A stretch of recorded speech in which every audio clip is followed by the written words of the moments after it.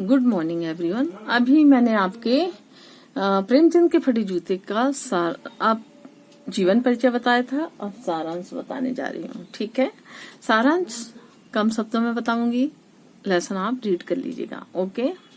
प्रेमचंद के फटे जूते, ये निबंध है। ठीक है, किसके द्वारा लिखित है? परसाई जी के द्वारा। प्रेमचंद के व्यक्तित्व की सादगी के साथ एक रचनाकार की अंतर्वेदी सामाजिक दृष्टि का विवेचन करते हुए आज दिखावे की जो प्रवृत्ति है एवं अवसरवादिता पर करारा व्यंग किया गया है।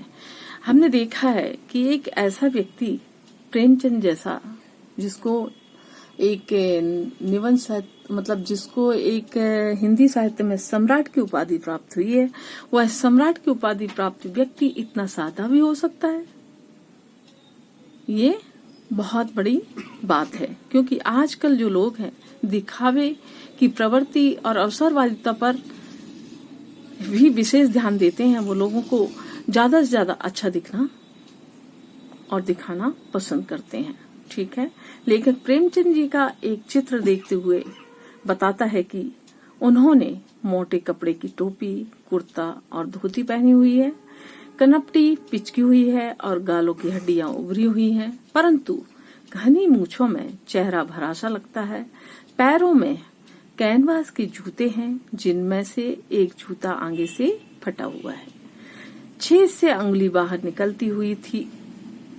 मतलब सोचिए कितनी सादगी है कि जो मोजा पहने हुए हैं उसमें एक छेद है, उस छेद से अंगुली बाहर निकली हुई है।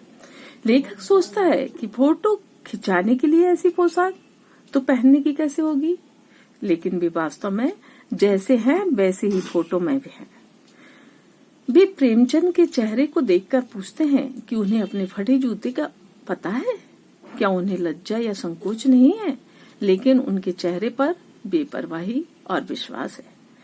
फोटो खींचते समय जब उन्हें तैयार होने के लिए कहा गया तो उन्होंने मुस्कुराने का प्रयत्न किया हो, किंतु अभी मुस्कान आ ही रही थी कि फोटो खींचती गई। उनकी इस अधूरी मुस्कान से उपहास और व्यंग छलकता है। फोटो खिंचाना ही था तो जूते तो अच्छे पहन लेते। शायद पत्नी ने फोटो खिंचाने के लिए कहा होगा। लेखक उनकी फोटो के माध्यम से उनके दुख को अनुभव करके रोना चाहता है, लेकिन उनकी आंखों का दर्द उन्हें ऐसा करने से रोक देता है। यदि वे फोटो का महत्व समझते तो जूते मांग लेते। लोग तो कोट और कार तक मांग लेते हैं, फिर ये तो जूते थे, जूते मांग सकते थे वो। लेखक व्यंग करते हुए कहता है कि लोग इत्र लगाकर खुशबूदार फोटो खिंचवाते हैं। उन्होंने बताया कि सिर की चीज सस्ती है, जबकि पैरों की चीज उससे भी कहीं अधिक महंगी है। प्रेमचंद पर भी कुछ ऐसा ही भार रहा होगा। उनकी विडंबना लेखक को दुख पहुंचा रही थी। एक महान कथाकार, उपन्यास सम्राट, युग प्रवर्तक का जूता फटा हुआ देखकर उन्हें चुभन होती थी। लेखक कहता है कि उसका स्वयं का जूता ऊपर से ना फटकर नीचे से फटा हुआ है, लेकिन पैर के शक्ति होने पर भी अंगुली दिखाई नहीं देगी।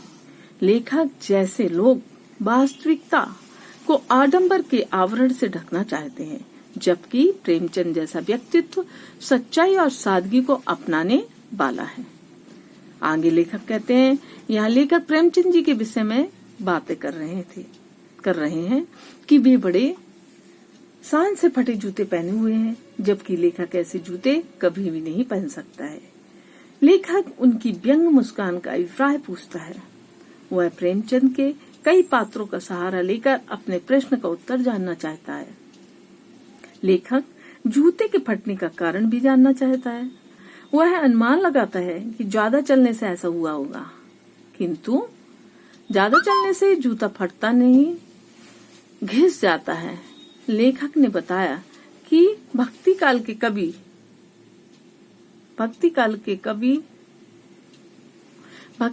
जो कवि हैं, उनके अनुसार जो लेखक हैं, उन्होंने कहा कि भक्ति काल के कवि जो कुम्भन दास हैं, जूता फतेहपुर सीकरी आने से घिस गया था।